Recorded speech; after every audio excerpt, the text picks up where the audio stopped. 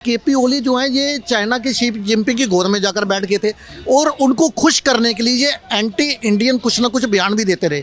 आपको याद होगा इन्होंने एक दफ़ा ये कहा था कि श्री भगवान राम का जो जन्म है वो अयोध्या में नहीं, वो तो नेपाल में पैदा हुए थे। एक दफ़ा इन्होंने ये कहा था कि Indian virus is more dangerous than Chinese corona virus. Nepal में प्रोटेस्ट के बाद उसके बाद इतना बड़ा हमला हुआ, पूरा पार्लियामेंट जला दिया, किसी की जान चली गई, क्या कहना चाहेंगे सर?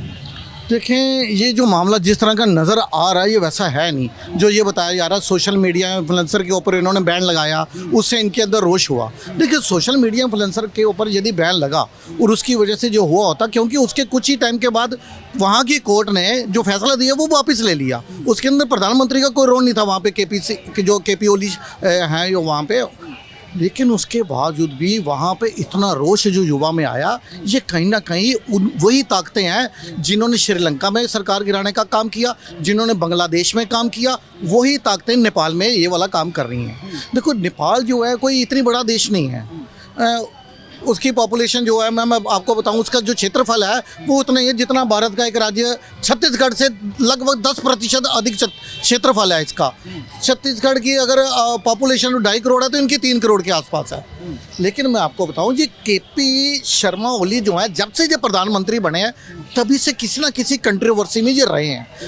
देखो, वहाँ की जो सरकार है वो है नेपाल कांग्रेस प्लस कम्युनिस्ट, दोनों की मिलीजुली सरकार है। हालांकि जबकि मैक्सिमम सीट्स तो वहाँ के नेपाल कांग्रेस के पास है, लेकिन ये कहीं ना कहीं चाइना की बहुत अधिक इन्वेस्टमेंट है। ये केपी ओली जो है ये चाइना के शी जिनपिंग की गोद में जाकर बैठ गए थे और उनको खुश करने के लिए ये एंटी इंडियन कुछ ना कुछ बयान भी देते रहे। आपको याद होगा इन्होंने एक दफ़ा ये कहा था कि श्री भगवान राम का जो जन्म है वो अयोध्या में नहीं, वो तो नेपाल में पैदा हुए थे।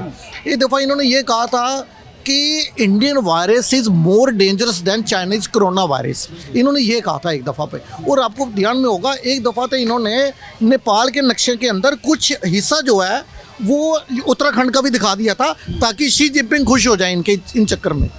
देखो, ये वहाँ पे मैं आपको बताऊँ, अभी जो सुनने में आ रहा है कि 1500 से अधिक कैदी फरार हो चुके हैं और उसमें ज़्यादातर अपराधी जो हैं वो इतने मतलब खूंखार छवि के थे। अगर उनका वहाँ से फरार होना जो है ये नेपाल के लिए अच्छा नहीं है।